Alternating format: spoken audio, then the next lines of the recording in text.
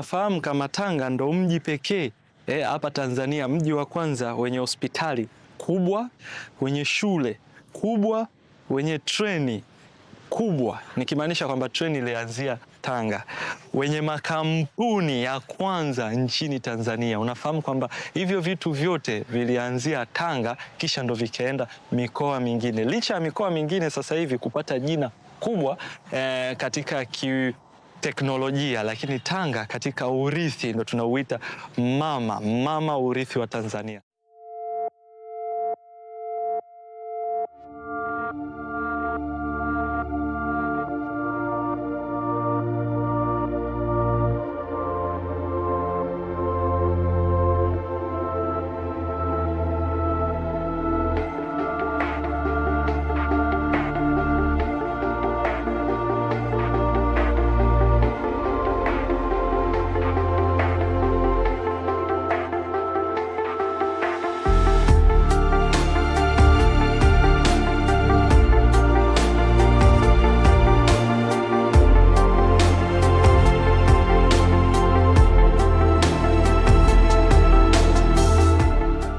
Nyuma yangu hapa bwana, nipo Urithi Tanga Museum. Nipo kwenye makumbusho kubwa Tanzania ambayo inabeba vitu vyote vya kwanza vya historia ya Tanzania katika masuala ya ukoloni, kiteknolojia na mengineo. Uzuri wa hapa bwana, hii museum hapa ukiingia hauna haja ya kuzunguka Tanga kote, kwa sababu Tanga yote imewekwa hapa. Historia yake yote imeelezewa hapa, kiurefu, kiufupi, kimazingira ya kufurahisha na kimazingira ambayo yatakufungua akili zaidi. Hili jengo bwana limetengenezwa 1890. Mwaka huo bwana lilitengenezwa likawa kama ndo headquarters, sio kama, lilikuwa headquarters za Wajerumani Tanzania. Yani walikuwa naita Tanga kama Germany ndogo, na ndio maana wakaja kutengeneza hili jengo kwa ajili ya headquarters zao.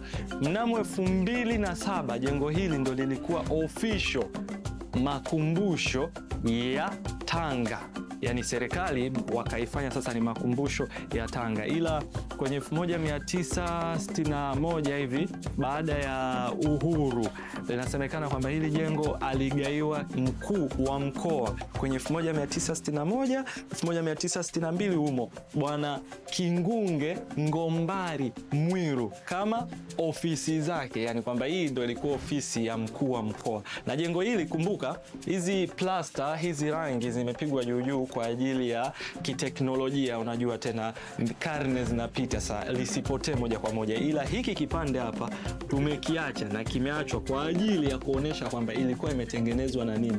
Hii bwana, hapa ndani hakuna nondo. Hii hapa bwana, kuna chokaa ilipigwa, kuna mchanga na kuna mawe, kuonesha ugumu na ubunifu wa Wajerumani toka miaka hiyo. Jengo hili mpaka leo limesimama, yani ukivunja hii plasta ya juu, ndani ipo hivi ndani. Na kingine, huu muundo umejengwa hivi, huu ni muundo wa Kijerumani. Wenyewe kule wanavyoujenga ili barafu zikiwa zinaanguka zisikae juu ya dari, ndio maana limekaa kama muundo fulani unataka kuwa kama msikiti. Hii bwana ni bonge la architecture iliyokaa vizuri sana. Just imagine kwa uzuri wa ile jengo kuanzia 1800 na mpaka leo lipo vile vile. So guys, hiki kitu nilichokuja kujifunza hapa ni kwamba Tanzania tuko vizuri kwa ajili ya kuhifadhi vitu vyetu maliasili. Huku kuna makabati ya jikoni. Hili kabati ni la Mjerumani miaka hiyo, mpaka leo lipo, ni la Mjerumani. Na hapa bwana, nimependa design waliokuwa wameifanya. Hili ni kabati ambapo unaweza ukahifadhi vitu, vijiko, nini, ila at the same time hapa kuna dirisha. Hili dirisha bwana lilikuwa linatumika kupitisha chakula. Yani mtu aliyekopo jikoni hana haja ya kuenda kule, yeye anapitisha hapa, then wafanyakazi wa ndani wana supply. Na hapa bwana, mbele yetu tuna picha ambaye ni commissioner ambaye alikuwa anaishi hapa, anaitwa Paul Lea, yeye na mke wake. Kwenye picha ilipigwa upande wa hapo na inaonekana ni haya mandhari.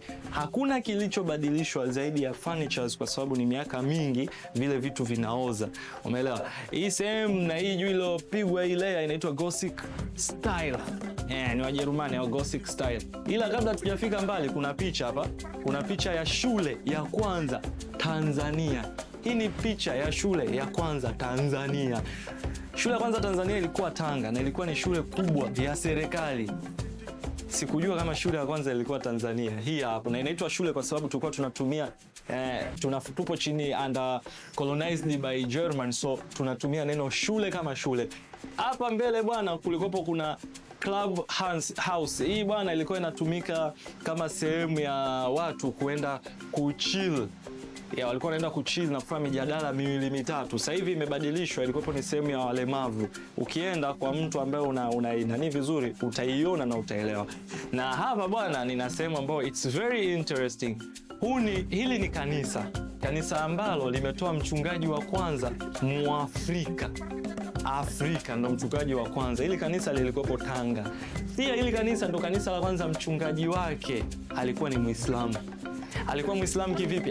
Alikuwa ni Muislamu kwa kuzaliwa. Alipofika miaka kama 13, kwa kuwa alikuwa anasoma na anaishi na sisters na mapadri, so wakambadili dini na baadaye akaja kuwa mchungaji. Ila kanisa hili lilipigwa bomu katika vita kuu ya kwanza ya dunia. So sasa hivi halipo, yamebaki tu mabaki machache sana. Halipo na ile sehemu imehifadhiwa na hifadhi. Na hapa pembeni bwana tuna wanajeshi. Hao wanajeshi ni wa Kijerumani, japo ni wa Afrika. Wajerumani walikuwa wanapenda wakienda sehemu watoe ajira kwa watu wa pale, wazaliwa wa pale. Kwa wakachukua wanajeshi ambao ni wa Kitanzania. Wote hapa unaona ni makamishna, maana wamevaa vizuri kwa mujibu wa historia. Wale wengine marutra wale wadogo walikuwa wanavaa tu nomo. Pembeni kuna boti hapa au utasema machua ambazo ni za kijeshi za Kijerumani, na hapa kwenye picha inavyoonekana walikuwa wanamsubiri kiongozi wao Mjerumani. Kuna Waafrika ambao ni wa Tanzania na hao. Na hii bwana ndo bandari ya kwanza Tanzania. Bandari ya kwanza Tanzania ni ipo Tanga. Nadhani mnanipata sasa. Tanga ina utalii kiasi gani, ni urithi kiasi gani? Bandari ya kwanza Tanzania, picha yake. Tukiendelea huku kuna picha za treni na kituo cha treni. Hiki kituo cha treni bwana ndo kituo cha kwanza. Ndio kituo cha kwanza Tanzania cha treni. Treni ilianzia Tanga kisha ndio ikaenda mikoa mingine. Hii hapa kituo cha treni. Na hapa bwana inaonyeshwa treni yenyewe. Ila hiki kituo cha treni pia kilitumika kwenye vita ya dunia. Kiasi cha kwamba wanajeshi walikuwa wanaenda Arusha au walikuwa wanaenda Moshi kwa ajili ya kupatiwa mafunzo ya kijeshi. Sasa kwenye zile ambush zinazopigwa ikabidi hii treni isafirishe watu usiku kurudi Tanga ili kuja kutetea Tanga. Ndugu zangu, I'm experiencing na enjoy for real. So Johnny kwenye chumba ambapo bwana ndo vimehifadhiwa vitu vingi, ikiwemo kuna picha za majengo ya Tanga zamani na sasa hivi. Nimekuja kurealize kitu kimoja kwamba Tanga ndiyo sehemu ya kwanza Tanzania iliyoanza kwa magorofa. Magorofa siku hizi yamejaa mikoa mingine, lakini Tanga ndio ilikuwa sehemu ya kwanza imeendelea kuliko sehemu yoyote Tanzania. Kimaendeleo ya usafiri, biashara, ilikuwa Tanga. Hapa tuna mfano wa mashua au boti zilizotumika miaka ile. Na hapa bwana, hii historia ya hapa naipenda sana kwa sababu hapa tuna lighting house. Hii bwana inatumika kama rada. Siku hizi watu wanasema kwenye boti, watu wanaingia na boti. Kuna ile ambayo inaelekeza meli zipande. Chumba kina historia ya watu wa pwani. Sisi watu wa pwani tunajijua bwana. Kuna ngoma, kuna kanga, kuna bao wa mchezo, kuna mavazi ya watu wa pwani ambao kwa mtu wa pwani hivi vitu sio vigeni. Ngoma, vyakula walivyokuwa wanapenda kutumia, kahawa na vitu viwili vitatu. So guys, na hapa juu bwana ndo sehemu ya mlinzi. Huku bwana alikuwa anakaa mlinzi kwa ajili ya anaangalia baharini kwamba kuna maharamia, kuna maadui. Yaani yeye alikuwa pale juu kwa ajili ya kuangalia usalama, kwa sababu upande wa mbele wa hili jengo ni huku upande wa bahari. Na kitu ambacho kilikuwa kinatumika au usafiri ambao ulikuwa unatumika miaka hiyo ilikuwa ni usafiri wa maji sana. Kwa yule alikuwa akiweza kukaa hapa, anaona kulia, kushoto, magharibi, kaskazini, kote anaona. Kwa yeye ndo anakuwa anatoa taarifa. Alikuwa it's either akae mwenyewe au akae na mtu kwa ajili ya kuangalia usalama.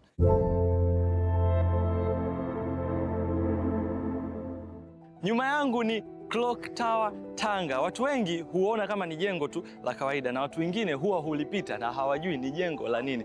Bwana, hii Clock Tower Tanga ina historia nyingi na inaifanya Tanga iwe mmoja ya sehemu cha kivutio cha urithi Tanzania. Sasa leo nitawapa historia fupi kuhusu hii Clock Tower Tanga. Mnamo 1901 mnara huu ndo ulitengenezwa, na kama unavyoona kuanzia 1901 mpaka leo uko vile vile. Wameufanyia tu ukarabati kidogo wa kuongezea rangi ili isipotee, kuonesha uhalisia wake. Mnaona juu pale ilikuwapo ina kofia na mpaka leo ipo. Ile ni imetengenezwa kutokea wale wanaitwa wahandisi, wakandarasi wazuri, architecture wazuri kutoka Switzerland, ndo akaja na mfumo ule ambao kwa juu inakopo ni kama kipiramid chekundu. Mbele yangu hapa kuna makaburi katika huu mnara, makaburi ambayo yapo kati ya mji, au tunaweza tukasema yapo mjini. Ukiwa unapita yapo hapa na huu mnara upo pembeni. Haya makaburi ni ya wakoloni miaka hiyo, waliuawa, walikuwa wanaingia Tanga miaka hiyo, na Wajerumani wakajua au wakahisi kwamba ni watu wabaya. Kwa hiyo katika ile kutetea ardhi ambao wanaoicolonize, ikatokea jambo fulani hapo kidogo ambao ni kama vita, so wale watu wakauawa, na kuuawa wakaja kurealize kwamba sio watu wabaya. Kwa hiyo kilichotokea ni kwamba wakawaheshimu na kuwatengenezea sehemu ili ndugu zao wakiwa wanakuja waweze kuwaona. Vita kuu ya kwanza ya dunia iligusa athari na ikagusia hadi athari nchi ya Tanzania na mikoa kama Tanga, Lindi, Dar es Salaam. Kwa wale watu ambao walipata ile athari na kufariki katika vita kuu ya dunia wakaja kuzikwa hapa kwa pamoja. Haya makaburi ni mengi kama mnavyoona, yapo hadi upande wa kule, yapo hadi upande wa kule, na kila kaburi moja inavyosadikika walikuwa wanazikwa watu kuanzia 6, 7. Kwa hapa ipo miili ya watu ambao walikuwa wanapigania it's either haki au walikuwa wanapigania kuwa colonize wa Afrika, especially wa Tanzania kipindi wamekuja.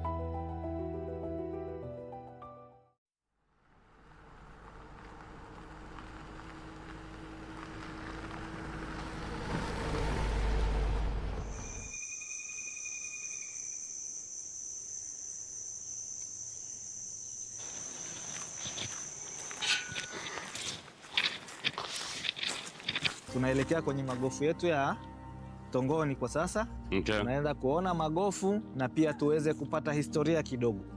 Kama nilivyowaambia toka mwanzo kwamba ni mji wa kwanza wa kibiashara kwa upande wa Tanga. Kwa hivyo Tanga mjini zamani ndo ilikuwa ni hapa. Okay. Huu mji ulijengeka kuanzia karne ya 14.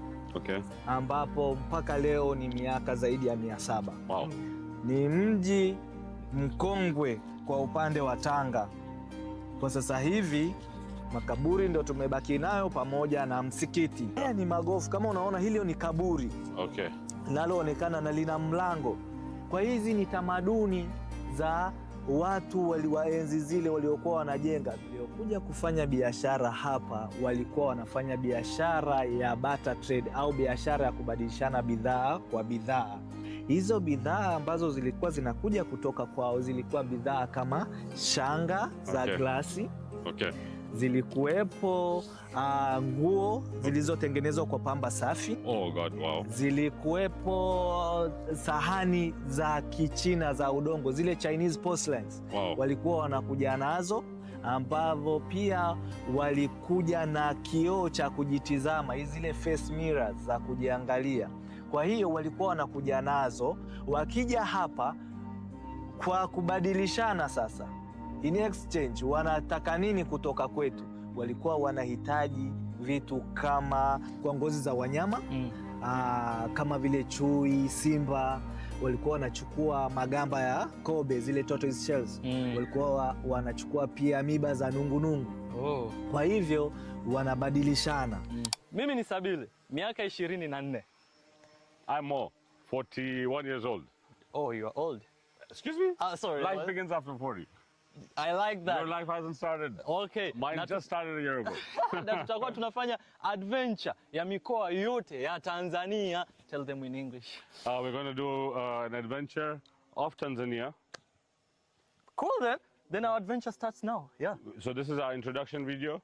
We started from the ruins the beautiful place. There's sea around us, and this is before where one of our most historical, beautiful cities of Tanzania started, Tanga. Okay. And this is before, I believe, even Tanga started. The ruins of Tongoni. Tongoni. Tongoni. Yes, I say it in the English pronunciation, but Tongoni. Yeah. So, ruins, yeah? Tongoni. Yeah.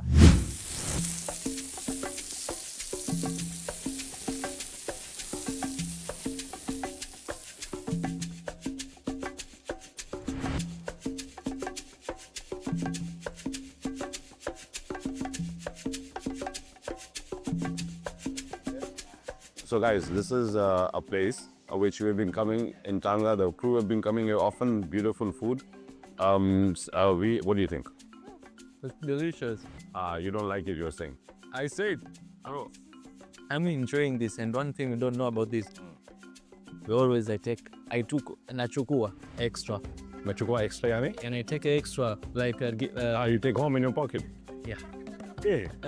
Okay, well, this place is cool checking out. The place's name is Nini. Kitisa. No. Yeah, it's Kitisa. It is Kitisa restaurant in Tanga.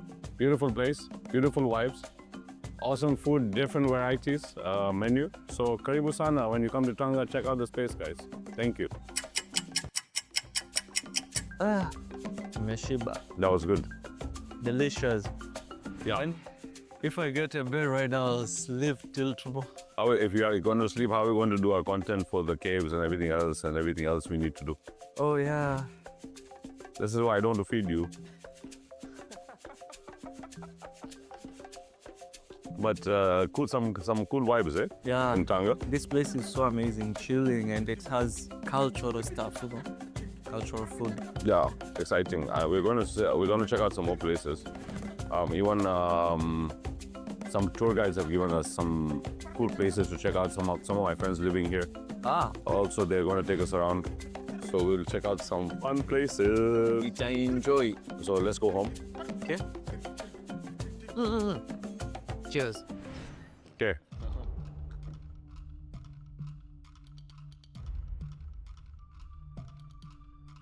Okay guys, leo bwana tupo makaburi ya Tanga.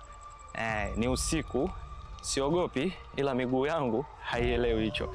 Nipo na Mo hapa na hatujaja kwa ajili ya kufanya mzaha au kuja kufanya content. No, tumekuja kwa sababu hii sehemu wamezikwa watu wenye hadhi zao waliopigana vita ya kwanza na ya pili na ilipigania Tanga, iligusa athari za Tanga. So wamezikwa humu. Sasa mimi nimekuja kwa sababu nataka nijifunze na nipo na Mo. Since Mo anajua vizuri kuhusu hii location na historia, nitafurahi na nitapenda anielekeze. So I'll be following his lead and you guys can be following his lead kwenda kujionea na kupata new experience. Humu ndani wamezikwa watu wenye heshima, hawajazikwa watu ambao tutakuja ku make fun of. No, wamezikwa watu ambao wanajielewa na wamepigania dunia nzima. So let's ask Mo to show us more. Before we start, Yeah. The reason we're here today is because there's a lot of history. We have to do it with a lot of respect. Sabil knows that, right, Sabil? Yeah. So, come bro, let me show you this one. This is beautiful. This is just like in memorial of their, the family whose beloved one had died, built something beautiful for them. And they used to do this hundreds of years ago, and they still do them in many cultures. And Wow. okay, now I will show you the last thing before we leave. Okay. Yeah? Yeah. Or you want to sleep here tonight? Oh, yo, bro. Why? It could be a good experience. You connect with Mother Nature. Oh. Have you seen this? Yo. This is so. Yo. Yes. So let's Wow. see how old it is. Wow. Pretty sure this was Germany. 1908. So this was. Show me your light. You can see properly. Doesn't matter. Okay, so this was 19. Wait, I can see it. 1906 to 1929. So the things I want to tell you before we leave and tell whoever watches us that the reason why this place is so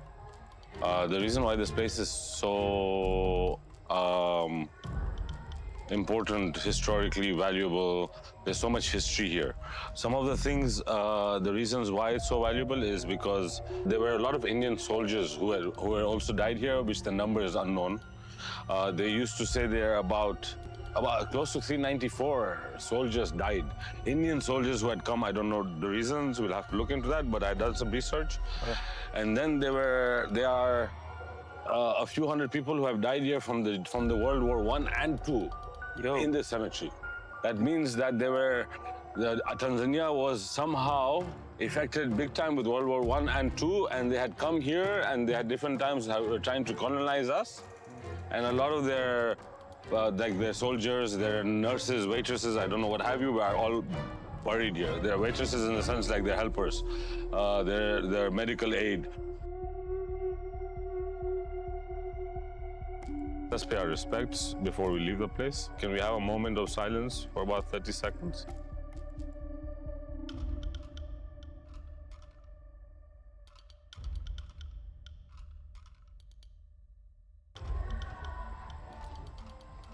Great. So let's head to the next place. Let's figure that out. I'm sweating, so maybe we go home, take a break, shower, and then we have a lot of documentary to cover. In every city, we'll be covering the most important places. We'll do our best to cover the whole of Tanzania this year. But when we say Tanzania, we're not in a hurry. We want to cover in every city the most strategic places, the museums. Some Savil will cover. Some I will try and join him. I have things going on, but I want to be part of him because we want to do an education growth for us, me and him. And then hopefully, if people watch us, they learn Tanzania too. Yeah. Is that a deal? Yeah, it's a deal. All right, so it's going to be a busy year, 2026. Yes, sir. And I'm looking forward to working with you because you're a super exciting person to be around. You make my day every day. It's an honor. Looking forward. Okay guys, kama mlivyoona tumefanya yote, tumetembea kote na nimefurahi kuja kuona makaburi ambayo sijawahi kuyaona ya statue, naonaga tu kwenye TV, kumbe Tanzania pia yapo. Na hapa hii view yote imekaa kama vile hauko Tanzania. Nimefurahi Mo alikuwepo bega na bega kwa mimi hapa kuja kuangalia hivi vitu. It's been an honor. So guys, see you in the next episode. For this one we are closing here and Mo haogopi, but I'm really scared to be honest. I have to go.